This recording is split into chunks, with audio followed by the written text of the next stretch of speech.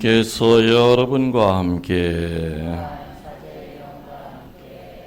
요한이 전한 거룩한 복음입니다. 14장 1절에서 12절까지의 말씀입니다. 너희 마음이 산란해지는 일이 없도록 하여라. 하느님을 믿고 또 나를 믿어라. 내 아버지의 집에는 거처할 곳이 많다. 그렇지 않으면 내가 너희를 위하여 자리를 마련하러 간다고 말하였겠느냐. 내가 가서 너희를 위하여 자리를 마련하면 다시 와서 너희를 데려다가 내가 있는 곳에 너희도 같이 있게 하겠다. 너희는 내가 어디로 가는지 그 길을 알고 있다. 그러자 토마스가 예수님께 말하였다. 주님, 저희는 주님께서 어디로 가시는지 알지도 못하는데 어떻게 그 길을 알 수 있겠습니까? 예수님께서 그에게 말씀하셨다. 나는 길이요 진리요 생명이다. 나를 통하지 않고서는 아무도 아버지께 갈 수가 없다. 너희가 나를 알게 되었으니 내 아버지도 알게 될 것이다. 이제부터 너희는 그분을 아는 것이고 또 그분을 이미 뵌 것이다. 빌립보가 예수님께 주님, 저희가 아버지를 뵙게 해 주십시오. 저희에게는 그것으로 충분하겠습니다. 하자 예수님께서 그에게 말씀하셨다. 빌립보야, 내가 이토록 오랫동안 너희와 함께 지냈는데도 너는 나를 모른다는 말이냐? 나를 본 사람은 곧 아버지를 뵌 것이다. 그런데 너는 어찌하여 저희가 아버지를 뵙게 해 주십시오 하느냐? 내가 아버지 안에 있고 아버지께서 내 안에 계시다는 것을 너는 믿지 않느냐? 내가 너희에게 하는 말은 나 스스로 하는 말이 아니다. 내 안에 머무르시는 아버지께서 당신의 일을 하시는 것이다. 내가 아버지 안에 있고 아버지께서 내 안에 계시다고 한 말을 믿어라. 믿지 못하겠거든 이 일들을 보아서라도 믿어라. 내가 진실로 진실로 너희에게 말한다. 나를 믿는 사람은 내가 하는 일을 할 뿐만 아니라 그보다 더 큰 일도 하게 될 것이다. 내가 아버지께 가기 때문이다. 주님의 말씀입니다. 모두 앉아 주십시오. 디모테오, 개인을 조금만 줄여줘. 좀 하울링이 조금 되네. 개인 조금만 낮춰주시. 찬미 예수님 반갑습니다. 저는 그냥 이렇게 입장하면서 하느님께 감사하다는 말밖에 할 수가 없었어요. 비도 그쳐주시고, 그죠? 비도 그쳐주시고. 비 그치니까 이제 비가 올까 안 올까 걱정할 때는 비만 안 왔으면 좋겠다 그랬는데 이게 말 타면 종 부리고 싶다고 이제 비가 그치니까는 기온 좀 올라갔으면 좋겠네 그런 마음이 좀 들지만 그래도 감사해야죠. 뭐 가끔 세차장에서 물 뿌리는 소리는 요란하긴 하지만 뭐 그것도 감사해야 될 것 같고 또 우리 또 재정부장 캠핑카가 또 저렇게 방송용 차로 바뀌리라고 또 생각도 못했네. 그 안에서 하니까 또 아주 딱 좋으네요.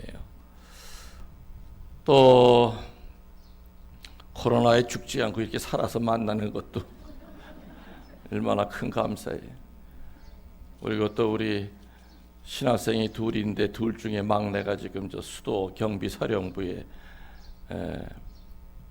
근무하다가 이제 첫 번째 휴가를 나왔는데 아이고 머리를 보니까 밤새 일어나 봐라 한번. 그렇지. 첫 휴가를 나왔는데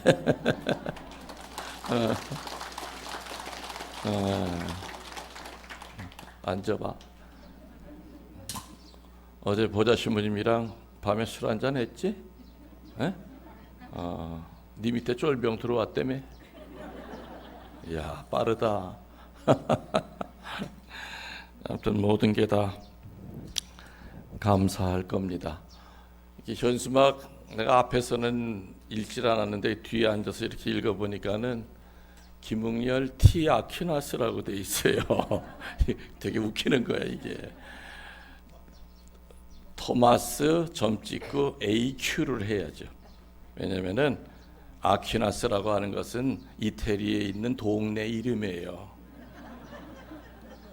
토마스라고 하는 성인이 사도 토마도 있고 많이 있었을 거 아니에요? 그 때문에 구분하기 위해서 토마스, 원래 이태리 말로 토마스 대 아퀴노라 그래요. 아퀴노에 살던 토마스 성인이다 뜻이에요. 근데 이거 지금 그래서 원래 이름은 토마스예요. 아퀴나스가 아니라. 그래서 이제 서품 미사를 이제 내년 한 번만 하면 이제 끝나는데 내년에 할 때는 요거 쓰지 마시고 새로 해가지고 토마스 점 찍고 AQ 아퀴나스 이렇게 하시면 이게 왜냐면 이게 전 세계로 방영이 되니까 실시간으로 방영이 되니까 보시는 분 가운데는 학자도 있을 거고 이태리에서도 보는 사람도 있을 거고 그러기 때문에 약간 창피한 거 있단 말이에요 지금. 그러니까는 티아키라스 하니까는 너무 코미디 같아서 모르니까 그래서 토마스 점 찍고 AQ 이렇게 하시면 되겠다 생각이 듭니다. 오늘 우리 카페 식구들도 많이 오셨는데 한번 손 들어보세요.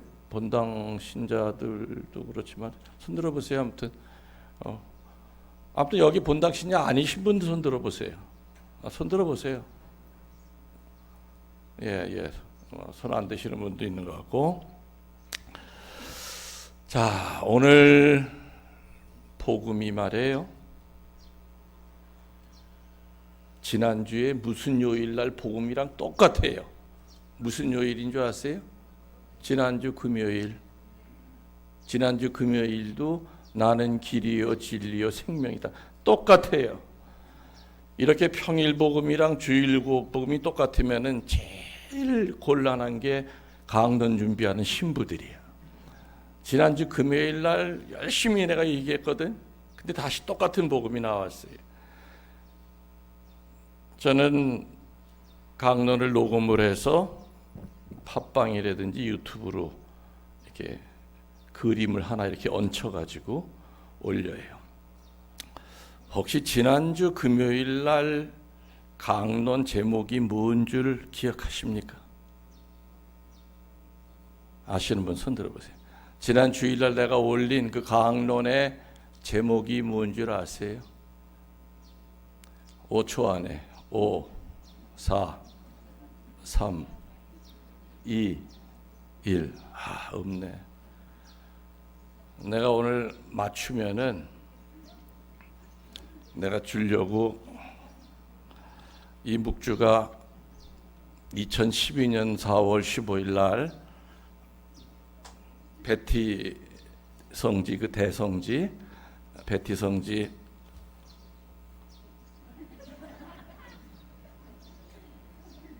치마가 이렇게 안 내려가.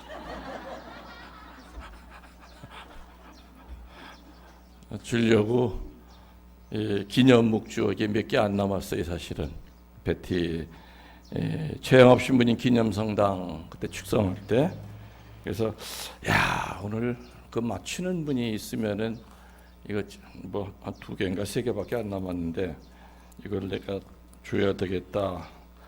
5초 다 지났잖아. 아이고 그리고 지금 뭐 다 들여다보고 찾아보고 뭐 아이고 어디서 잔머리를 굴리시려고.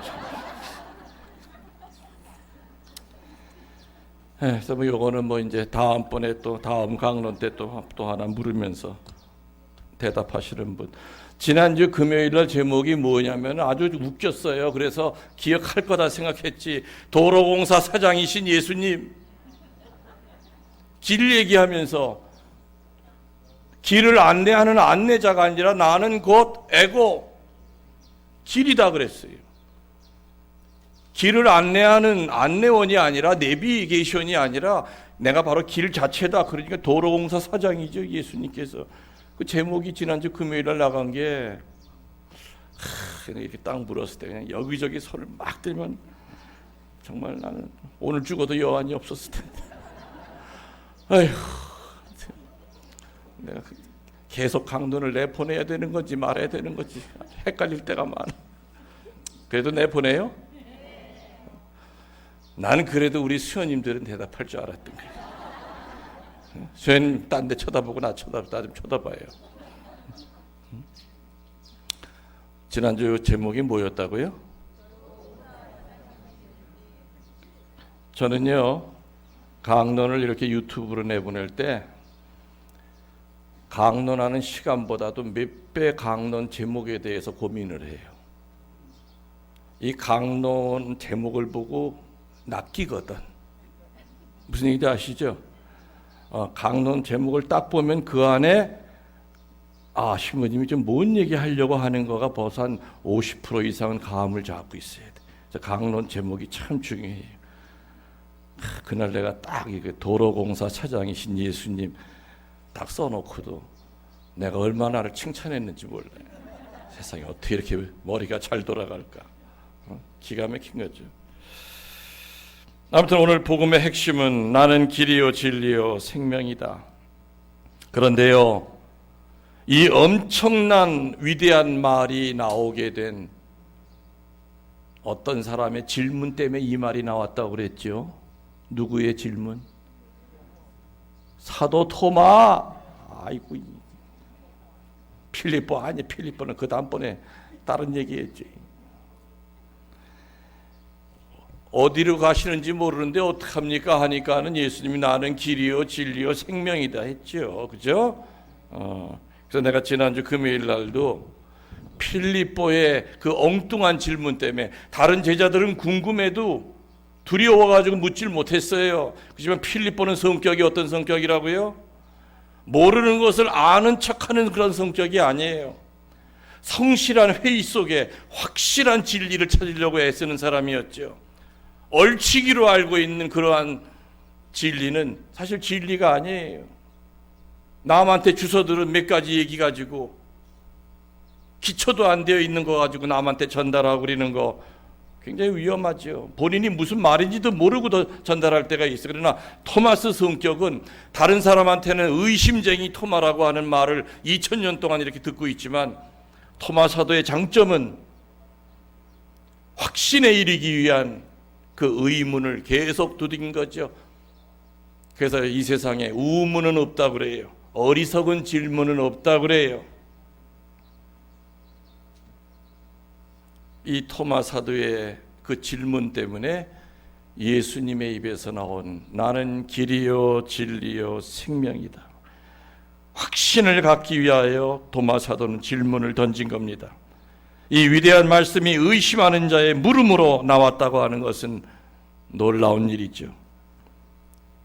누구도 하느님에 대하여 궁금한 것이 부끄럽다고 생각할 필요가 없다는 얘기입니다.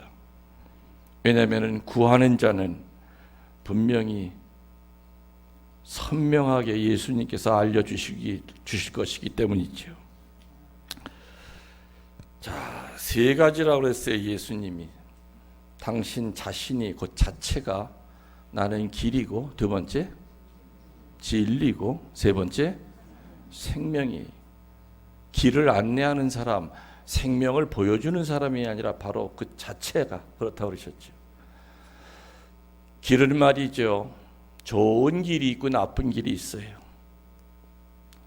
좋은 길로 가면은 장수와 번영을 약속한다는 얘기가 구약 성서에 나옵니다. 잠언 8장 26절에 좋은 길은 정의를 실천하는 길이라고 그랬어요. 시편 119장 30절에 좋은 길은 진리에 대한 충실함이라고 그랬어요. 이사야서 59장 8절에 좋은 길이라고 하는 것은 평화를 추구하는 길이라고 그랬어요. 정의를 실천하고 진리에 대한 충실함에 불타고 평화를 추구하는 이 좋은 길을 걷는 사람에게 야훼 하느님은 장수와 번영을 내릴 것이다 라는 것이 바로 구약의 좋은 길의 뜻이죠. 세상에는 많은 길이 있습니다. 그러나 길의 존재 이유는 다 똑같습니다. 길의 존재 이유는 뭡니까? 첫 번째, 밟히는 데 첫 번째 의미가 있습니다. 길을 만들어 놓고 차가 밟든 사람이 밟든 마차가 밟든 아무튼 길의 존재 이유의 첫 번째는 밟히는 데 그 존재 이유가 있다는 얘기죠. 밟히지 않는 건 길이 아닙니다. 예수님은 길 자체이셨기 때문에 2000년 동안 무수한 인간들한테 밟히고 사셨습니다. 우리들도 예수님 닮아서 밟혀야죠. 누구를 밟는 존재가 아니라 우리 신앙인들은 밟히는 존재가 되어야 됩니다. 그래서 내가 가끔 얘기했지요. 비싼 땅이 되려면 사람이 많이 밟고 다녀야 된다. 사람 발 한 번 닿지 않는 저 산골짜기 땅은 몇 푼 안 가요. 그러나 사람 통행이 많은 땅은 저절로 땅값이 올라가. 많이 밟힐수록 우리는 비싼 영혼이 된다고 얘기했습니다. 나쁜 길은 잠언 21장 8절에 보면은 굽은 길로 얘기합니다. 마음이 삐뚤어진 사람이 있습니다. 교회 공동체가 삐뚤삐뚤한 공동체가 있습니다. 죄인의 길은 구부러지고 의인의 길은 곧다라고 잠언 21장 8절에서는 얘기하죠. 나쁜 길로 가는 사람들은 세 종류가 있다고 구약에서는 얘기합니다. 첫 번째, 어리석은 자들입니다. 잠언 12장 15절에 나옵니다. 어리석은 사람들은 제 잘난 맛에 산다. 그리고 나쁜 길을 가는 사람들은 두 번째, 죄인들입니다. 시편 1장 1절, 죄인들의 길을 걷지 않게 해주시고, 시편에 나오는 1장 1절이 바로 죄인이 가던 길을 걷지 않게 해달라는 간절한 찬송으로 시작이 됩니다. 나쁜 길을 가는 세 번째 인간들은 악인들입니다. 예레미야서 12장 1절에 어찌하여 악인들에게 자비를 베푸시나이까? 억울합니다. 나쁜 길에 들어선 사람들, 다시 말하면 굽은 길, 이런 자들은 저절로 어리석은 자들이요, 죄인들이요, 악인들이 되지만 이들에게 있어서 마지막에 다가오는 것은 장수와 번영이 아니라 멸망과 죽음에 이른다는 겁니다.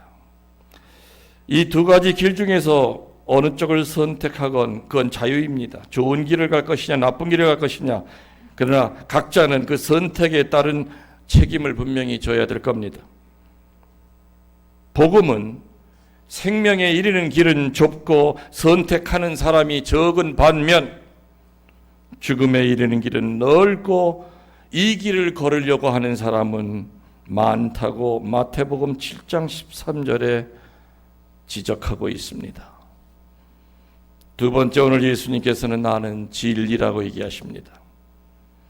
진리는 도덕적인 진리가 있고 과학적인 진리가 있습니다. 특별히 도덕적인 진리를 가르치는 사람은 배우는 사람에게 많은 영향을 끼칩니다. 사제 입에서 나오는 말은 교우들에게 많은 영향을 줍니다. 도덕적이고 종교적이고 윤리적인 진리를 세상에 외쳐야 되는 바로 여러분들은 이 세상 사람들에게 많은 영향을 줄 겁니다. 이렇게 도덕적인 진리를 가르치는 사람은 그 앞에 있는 사람들에게 상상도 할 수 없는 많은 영향을 주는데, 그러나 그 도덕적인 진리를 가르쳐야 되는 그 사람이 입으로는 관대함의 가치를 가르치면서도 누구보다도 탐욕하는 자가 된다면, 그 사람의 입에서 겸손을 가르치면서 누구보다도 횡포하는 자로 산다면, 인내를 가르치면서 성미 급한 자로 사람들의 머릿속에 남는다면, 입만 열면 용서를 가르치면서 또 다른 입으로는 누구를 저주하고 산다면 우리는 이런 자들을 위선자라고 얘기합니다. 이런 자들이 가르치는 것은 아무 힘이 없고 효력이 없고 좋은 열매를 맺지 못합니다. 도덕적인 진리는 말만으로는 가르칠 수가 없다는 얘기죠. 모범을 보임으로써 가르쳐주지 않으면 안 됩니다. 자기가 가르치는 진리를 물론 100% 구현하는 자는 없습니다. 그렇지만 적어도 저분은 당신이 하는 말 지키려고 무던히도 애쓰는 분이다라는 그 평가는 받아야 됩니다. 도덕적인 진리를 가르치는 선생이 잘못 살 경우에는 큰 심판을 받을 각오를 해야 됩니다. 예수님만이 내가 진리라고 말할 수 있습니다. 다른 모든 사람은 나는 너에게 진리를 가르쳤다라고 밖에 할 수 없는 거죠. 세 번째로 오늘 예수님 뭐라고 그러셨죠? 나는 생명 그 자체이다. 인간의 생명의 특징은 값진 겁니다. 그러나 동시에 덧없는 겁니다. 이 세상 모든 생명체는 일시적이고 한정된 삶을 살아야 됩니다. 누구나 죽을 운명에 한 번은 처한다는 얘기입니다. 우리가 숨을 쉴 수 없다면 목구멍을 통하여 기도를 통하여 나오는 이 가느다란 숨에 의하여 우리 생명은 유지가 됩니다. 이 숨을 인간은 자기 마음대로 좌우하지 못하는 겁니다. 이 숨은 때로는 하찮은 것에 의해서도 꺼져버릴 수가 있습니다. 그래서 이 숨 쉰다고 하는 것, 숨을 통하여 생명을 유지한다고 하는 것은 하느님의 선물입니다. 죽이기도 하시고 살리기도 하시는 분에게 오로지 우리의 생명은 달려 있습니다. 실제로 생명은 짧은 것이고 한 가닥 연기이고 그림자요 허무입니다. 더군다나 생명은 태초 이래로 점점 수명이 줄어들고 있는 것처럼 보입니다. 창세기 47장 9절에 보면은 130년을 살게 해놨다고 나옵니다. 그러나 그것이 창세기 6장 3절에 보면 120년으로 줄어듭니다. 그리고 그 후에 100년으로 줄어들고 심지어 시편 90장 10절에 보면은 사람은 잘 살아야 70년, 근력이 좋아야 80년이라고 하는 80년까지 떨어집니다. 창세기 때 130년 살게 만든 것이 하느님의 뜻이었습니다. 점점 성서에는 줄어드는 것으로 나옵니다. 시편에는 70년, 근력이 좋아야 80년으로 기록이 됩니다. 이처럼 인간의 생명은 유한합니다. 그러나 예수님께서 사는 자는 죽지 않을 것이고 죽음을 이길 것이고 영생에 대한 확신 때문에 이 세상 어려움을 기쁘게 극복할 것이라고 가르쳐 주십니다. 오늘 예수님께서는 걱정하지 말아라 하시는 말씀 우리에게 마지막으로 주십니다. 지금 여러분들 마음속에 걱정거리가 있다면 다 맡기십시오. 지금 여러분들이 행복하지 않다면 분명히 무언가 애착하는 것이 있을 겁니다. 기쁨은 언제 오느냐? 내가 가지고 있는 욕심의 마지막 한 조각을 포기할 때 기쁨의 기적이 옵니다. 여러분 몸 안에 암덩어리가 있다면 암도 여러분의 몸의 일부라고 받아들이십시오. 그러면 그 암도 그것을 알아서 그냥 남들 사는 것만큼 퍼지지 않고 같이 동거합니다. 행복은 내가 애착하는 것의 마지막 한 조각을 포기할 때 일어납니다. 우리는 걱정하지 말아야 됩니다. 주님의 손을 꽉 잡고 엄마 손을 놓지 않으려고 하는 그 아이처럼 주님의 손을 꽉 잡고 어디든지 따라 나설 수 있어야 될 겁니다. 어떤 환경에서도 주님의 손을 꽉 잡고 우리는 인생의 길을 걸어가야 될 겁니다. 아멘. 여러분들이 하나니까 까치가 연락에 아멘 아멘 합니다. 고맙다. 아무리 기다려도 교우들 입에서는 아멘 소리는 나와. 얼마나 복이 안 됐으면 쟤네들이 저렇게 깍깍거리고 아멘 하겠습니까? 나는 길이요 진리요 생명이다. 자,